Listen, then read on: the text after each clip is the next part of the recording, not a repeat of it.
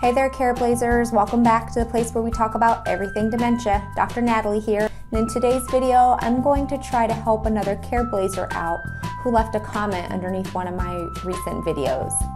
This Careblazer writes, "My struggles are stopping my loved one from getting into trouble online by giving out personal information on email, online overspending, misunderstanding context, and getting into arguments on social media, texting Uber, and taking off and getting lost.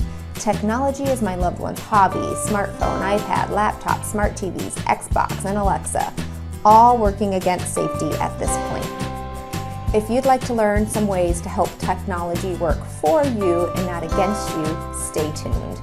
Also, if you'd like to join the Careblazer family and get alerts to when new free weekly videos are posted, please make sure to hit the subscribe button below."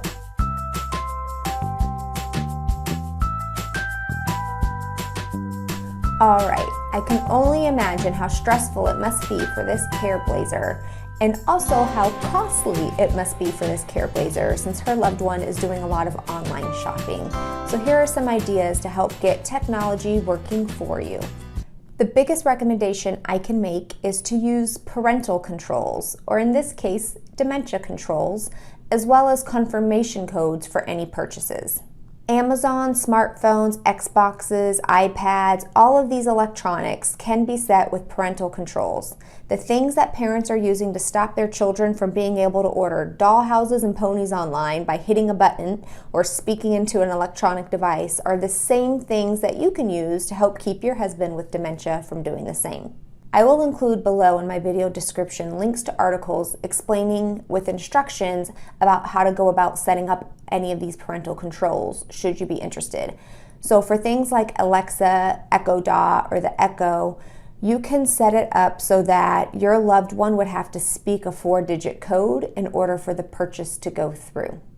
Also, you can periodically change the wake-up word for these electronic devices. So for example, with Alexa, a lot of times people say Alexa and then she wakes up and is listening. However, you can change that word as often as you want to whatever you want.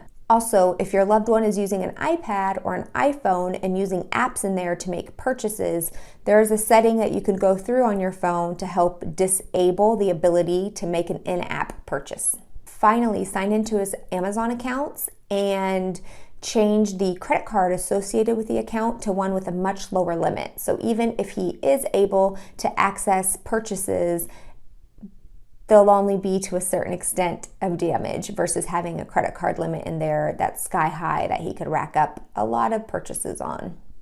Again, links to articles explaining how to set all these processes up and dementia control processes up are included below in my video description. So the easy part is setting up all these parental controls. The hard part is, what are you going to do when your husband starts to question you or wonder why his purchases aren't going through or his Alexa isn't speaking back to him? That's tricky. Since it sounds like your husband's hobbies has to do a lot with technology, it's possible he just may be able to figure out what's going on and change all the settings back to their original setting. I'm not quite sure on the extent to your husband's, the severity of your husband's dementia. It's possible that you can say you have no idea what's going on, something must be down, and maybe he'll buy that. Or you might need to tell him, "Oh, I changed the password quickly. I thought somebody got into the account," or for security reasons, it's good that we rotate the passwords every so often. And then you'll just have to give him the new password every so often, and hopefully that can at least slow down the amount of purchases he's making and make you more aware of when he's about to make a purchase. When it comes to your loved one's safety, for taking ride shares like Uber or Lyft and then possibly getting lost, there are a couple things you consider. There are some tracking apps that you can download on his phone that would be able to track him wherever he goes with his phone so that you can find him that way if he seems to be missing for a long period of time. There are also little tracking devices that you could stick in his wallet that would allow you to track him that way. There are GPS watches that would allow you to track him and let you know where he's been and where he's at. That way, if you're worried about his safety because he's been gone for a while, you know how you can find him. Also, consider getting him an ID bracelet or an ID necklace that has your emergency contact information on it. Now, some people with dementia might be a little bit hesitant to wear something like that, but when you present it to him, don't mention that it's for dementia or for forgetfulness or because you're worried about him getting lost. You could just mention that it's a safety feature that a lot of people are using. You could even use it. I personally use it. Actually, let me go get mine. Okay, I'm back.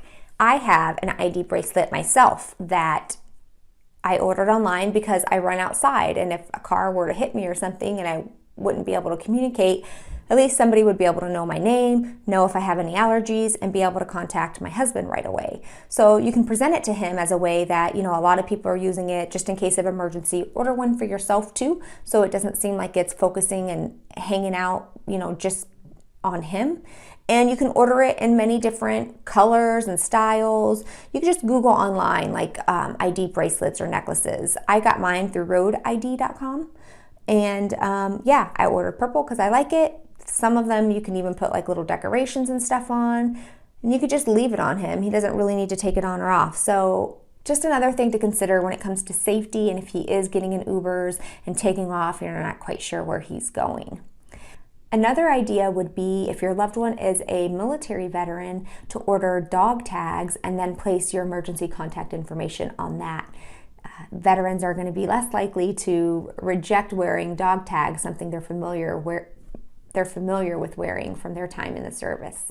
And when it comes to online social media and picking fights and saying things and all of that, sometimes you have to throw your hands up in the air and ask yourself, do you really want to take on this battle? Now, there is a little secret way you could prevent people from seeing his posts. For starters, is this a battle you want to fight? And if so, you could reach out to the people you really care about on Facebook. People who have been great friends to him or very important to him and to you, family members. Let them know that your husband has a condition that sometimes makes him say things that are socially inappropriate or offensive, and that he doesn't really have the filter to be able to realize what's okay to say and what's not. Sometimes letting them know what's going on can give them more compassion and would hopefully maybe not lead to more arguments online. If your husband posts a lot of things that are really mean or offensive, you could be sneaky and go into his Facebook account. You can go into his settings. You can go into his privacy settings. And then in the section that says who can see my stuff, there's a drop-down menu and you can select only certain friends. So maybe you would just select the really close friends and family members who know what's going on with his health and who are gonna not take offense to his posts, and just make it so that whatever he posts, only those people are able to see it. You could also go in there and unfollow some people or hide people's posts. So if there are particular individuals he seems to focus on or get into it on in social media, you can make it so those people's posts don't show up on his timeline.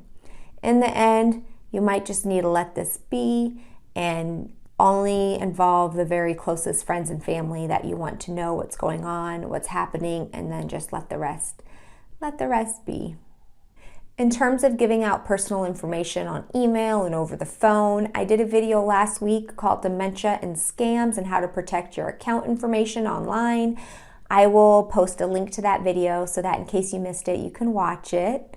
Careblazers, and particularly the Careblazer who submitted this comment, I hope this video has been helpful to you in some way. I hope maybe it's given you a small idea into what you can do to try to help technology work for you. If you are a Careblazer watching this and you have found a way to help minimize the online damage that your loved one does, please leave a comment below and let your other Careblazers know to help them out. Also, if you haven't already, join me over on my Facebook page, Dementia Care Blazers, where I give you a little more behind the scenes look into what I do here. Feel free to leave a comment or question under any of my videos or over on my Facebook page, and I will do my best to add them to my lineup of upcoming videos. Care Blazers, until next week, please take care.